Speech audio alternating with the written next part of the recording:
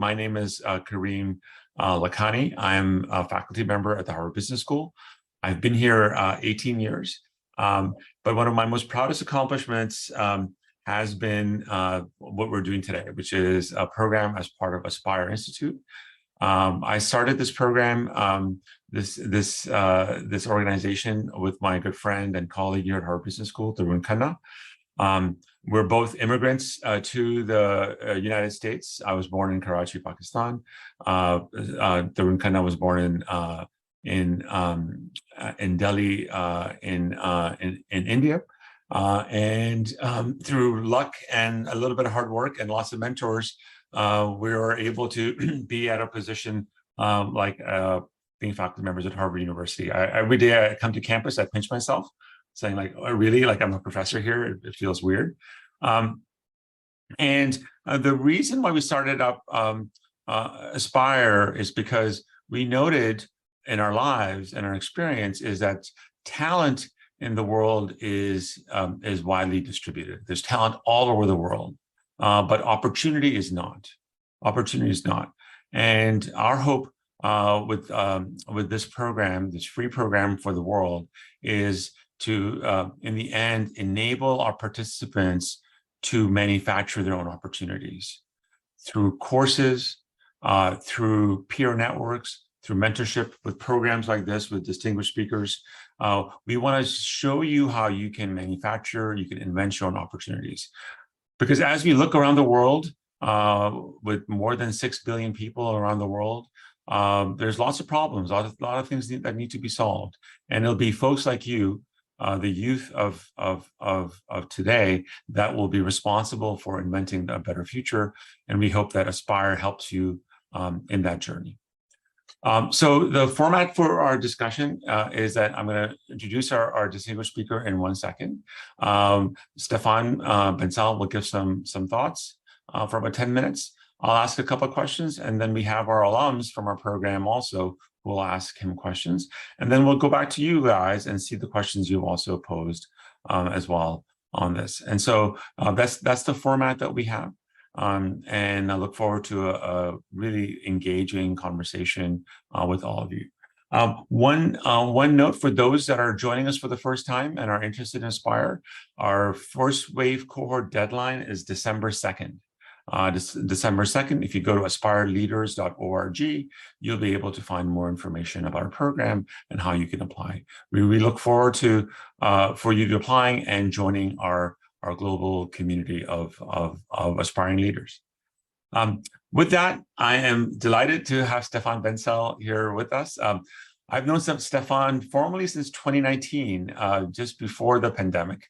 I was working on a book called Competing in the Age of AI, and one of members of Stéphane's team, I had actually taught her before.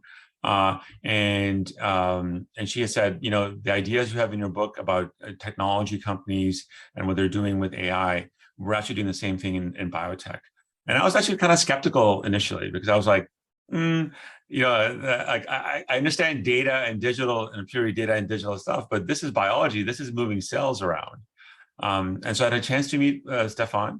And Stéphane walked me through what the company was about and what it had accomplished. And I was really blown away. And since that time, I've had a chance to really get to know the company well, engage with them in many ways. And it's a real delight to have Stéphane here. Stéphane has a distinguished background. The best thing is that he has gone to HBS twice. So he did his MBA here with us in the last century. Was it, Stéphane? Was it last century? Yes, in the last century. And then, but then apparently he didn't do so well. No, he did great. But then he decided to come back and also do our executive MBA program as well, called AMP. So he just couldn't get enough. But he's a lifelong learner and has been in many ways at the front row of building a technology company, a biology company, a pharmaceutical company, but also in the front row of the COVID crisis as well. When I let Stéphane know that I was doing this, he was very interested in meeting all of you and engaging with all of you as well. So with that, Stéphane, Thank you so much for joining us, and let's begin the conversation. Well, Karim, thank you so much for the kind words. Good morning, good afternoon, or good evening, everybody. Thanks for the invitation to join this group. I will share a few thoughts about my journey, lessons learned, and maybe a couple of advice. I would like also to thank the Aspire Institute and the team for all the work they do, helping you to achieve the best potential of your life.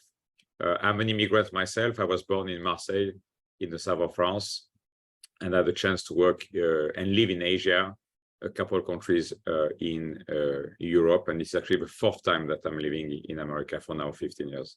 So I'm very happy to be with you today, and I'm very humbled to be with you today. So I propose to say a few things about Moderna, because there might be a couple of lessons there, and then a few learnings and thoughts, and then I'm more interested in your question and the dialogue, of course. So in 2011, here in Boston, a couple of academics and an entrepreneur, Nubar Fayan, approached me with the idea of injecting mRNA in people, so people would make in their body their own medicine. And my initial reaction was, you guys are crazy, you must be kidding, this will never work. But the more I thought about it, the more it became very clear to me that if we could make this work, it will change medicine forever. And of course, because I thought this was really not possible. Actually, I remember talking to my wife, and she was like, what's the chance of it working? I'm like, maybe 5%. And she's like, I'm not so good at math. She's a photographer, but she's like, that's 95% chance of failure, right? I'm like, yep. But the reason I did it, and that's an important, I think, first lesson about calculated risk-taking, is what I thought is the upside for the world could be so immense in the next years and decades if we could have a new way of making medicine. But the downside would be if we fail, the enterprise fail, all of us will have to find new jobs. But when I thought about the upside and the downside, the asymmetry for what it could be was so important that I thought this was, even though with low likelihood of success, was a risk worth taking. And I think that's an important question that I will suggest you think about in your personal life and in your professional life, to always ask yourself in front of a big question, what's the upside and what's the downside? And I think people that have done great things for the world, for themselves, for their families, are people that have several times in their life be able to take those calculated risks where the upside is so important, or potentially so important, versus the downside, that even if you have a low probability, of course, you need a big asymmetry if you have a low probability, but you need to think about it. And so applying this upside downside framework, after talking to a few friends who all told me not to do it, I decided to resign from my job. I was lucky that I was CEO of a public company, a global company in 40 countries, 6,000 people, to jump into tiny baby Moderna, to try to figure out if we could find a way to make mRNA work, and if we could find a way through that science and work to impact a lot of people. Over the last 12 years, we've done a lot of things that a lot of people, including Nobel Prize winners in science, had said will never work. We are now in 17 countries and growing. We have now 5,000 colleagues. When I joined Moderna, there was one scientist. I was employee number 2.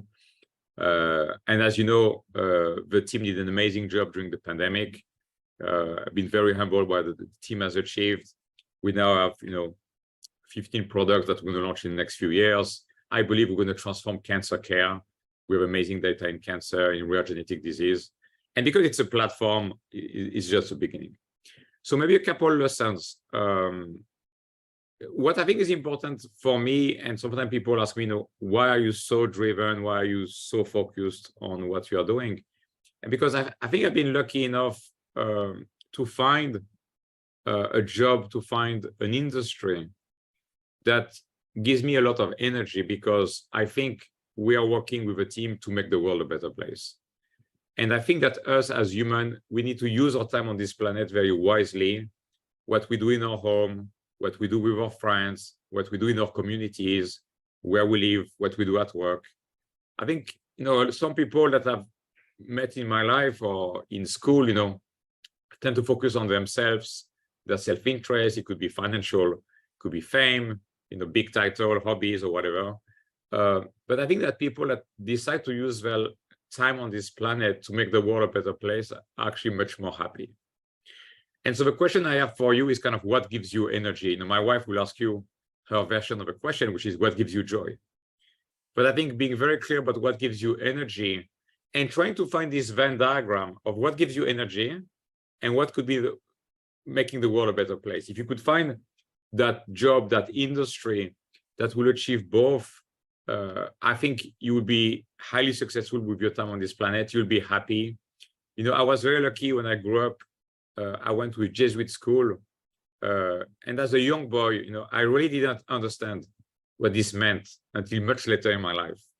Because I was with all my buddies doing things, you know, helping the poor, the homeless. And that was just what we did, you know, on Wednesdays at the school. And so that was kind of normal.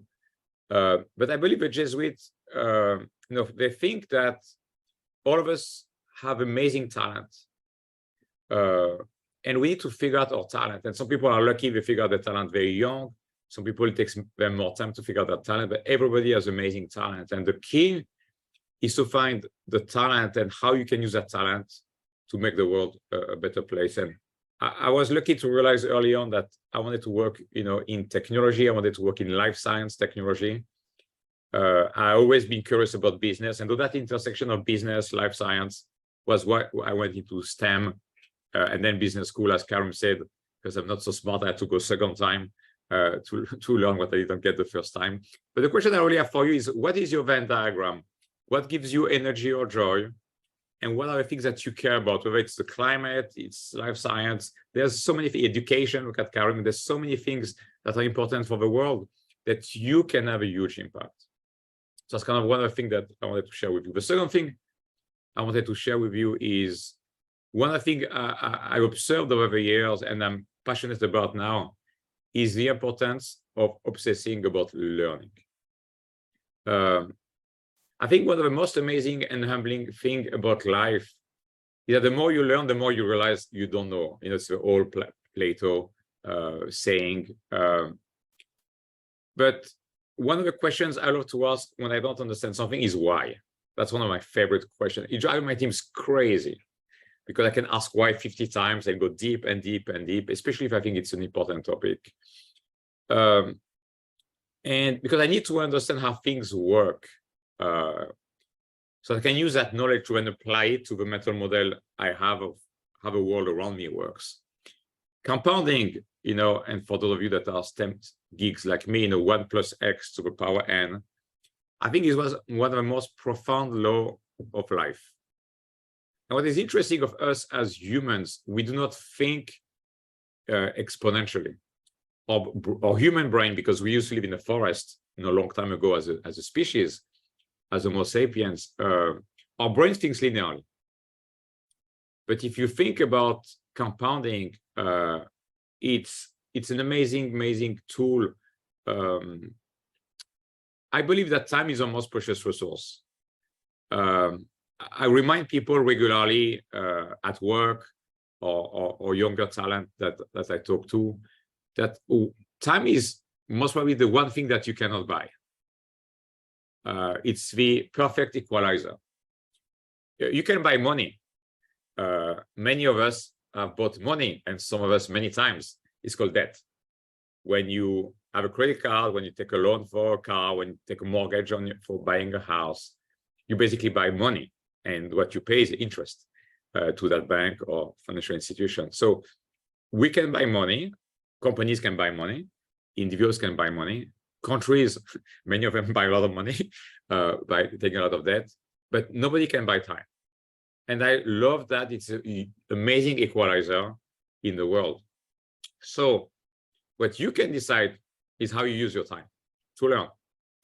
And if each day you learn a little bit more and a little bit more, and you compound on a daily basis on the 5, 10, 20-year journey, which is a career or even more now, given life expectancy, is the difference between an average version of yourself in the future or a good version of yourself or an amazing version of yourself, you know, what you're going to be able to do and impact, I really believe is mostly driven by your ability to learn and compound that learning. Mentors are, of course, an amazing way to learn. As Karim said in his intro, all of us have become who we are because of a lot of mentors taking time by observing. I think mentors are amazing because it's a safe place. You can ask guidance, you can ask frameworks, you can ask things you don't understand. I think the humility to ask when you don't know or don't understand something is something very important, and never lose it. And share your learning with people. It will make you a better leader, a better friend. It will help you crystallize your thinking. And I think you can have a huge impact on the world if you're really obsessed about learning. And the last important thing I'd like to talk to you about is the importance of people. I always believed in my life deeply in people, in talent. Building Moderna took that to another level. Because if you think about it, when we started, there was nothing. I was employee number 2, as I told you. We had little money. It was really hard to hire people, because when I used to interview people, I say, we're working on mRNA, they're like, you're crazy, right? This will never work. And like, by the way, how much money do you have? Oh, we have $2 million, which in biotech is not a lot. It's like, okay, so when do you run out of money? Well, in 6 months.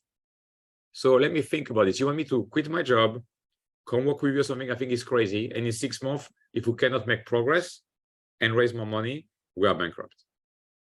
So there was nothing. And then mRNA science started to take shape because it was discovered by people.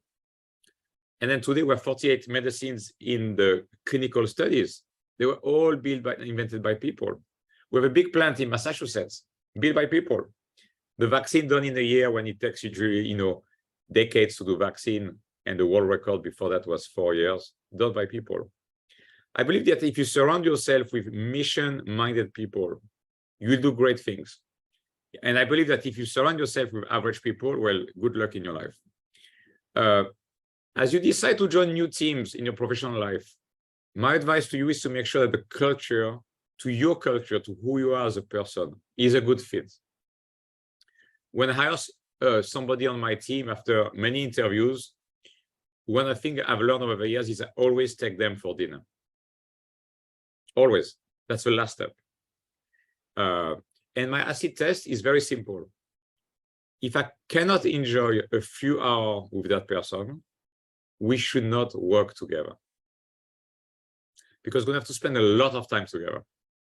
And if I cannot spend a couple hours over a meal, breaking bread, I always do it at night also, because we have a glass of wine, and people after a day, a glass of wine, they become much more who they are, which is very important on many, many fronts.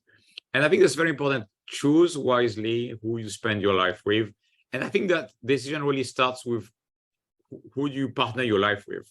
I won the lottery many, many times. And one of that times was when I met Brenda, my wife, who is my best friend. Who you surround yourself is really important. Because as I said, time is the only thing you cannot buy. So use it very wisely. Maybe one last thing is about AI. If you think about it, in the last 40-ish years, there have been a few technology revolutions that have completely changed how we live and how we work. And many of you are much younger than Karim and I, but the personal computer that we all take for granted, that most of you as a laptop or use a laptop, that was an extraordinary revolution. People used to have literally paper on desk and work with paper. And when need to send information, fax was amazing. The fax machine was amazing.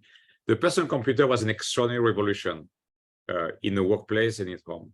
And then the internet. I was actually at Harvard Business School in 1999 and 2000 when the bubble peaked. And so the mid to late 90s were just insane transformation. And look, we cannot live without the internet, all of us, in our life and at work. And then the mobile phone. Think about how the mobile phone, this ability to have a personal computer in your hand with the internet access and all those apps and all that creativity to make our life easier, massive revolution. And now AI. So I believe AI is one of those kind of big revolution that's happening in our life. My advice to you is, if you don't do it already, learn how to use it daily for as many tasks as you can. There's a lot of tutorial online. You can use actually ChatGPT to teach you how to use ChatGPT. Use it in your personal life. Use it in your professional life. Learn how to write script. I tell all people working for me, I mean, learning how to write script, how to engage with the AI system is really important. It's not like doing a Google search. It's a different way to think about it. But learn that you are at an amazing time with this amazing revolution, which is, many of you are very young, and if you become very good at it, you will have a competitive advantage that older people that are scared of new technology won't be as good as you. I think you have an amazing opportunity, regardless where you are in the world, to really become very, very good at using machine learning. I'll tell you, maybe to close, a funny story to tell you how AI is important. When I started to work, I leave graduate school, I'm an engineer, I go to work in Tokyo, and that was in 1995, September 1995. And my boss used to get his email printed on paper, read the email on paper. He has no computer on his desk. And his assistant then will come to his office and he will dictate to her the reply to the email. She will take by hand on stenography, that I don't know if even we teach anymore. And then she will walk back to her computer at her desk and she will type in his reply. And I'm looking at this, I'm of course writing my email, I'm using computers, I'm Excel macros and so on. And I'm like, this is a definition of insanity. Going from digital to analog on paper, to talking to a person, to analog again on paper, and then back to digital. But that's what happened with older generation people that do not have the courage and humility and the foresight to see those revolutions in technology and to dive into it and to change it. You guys are the beginning of this amazing new tool. And my advice to you is just become very, very good at it. It will pay a lot of dividends.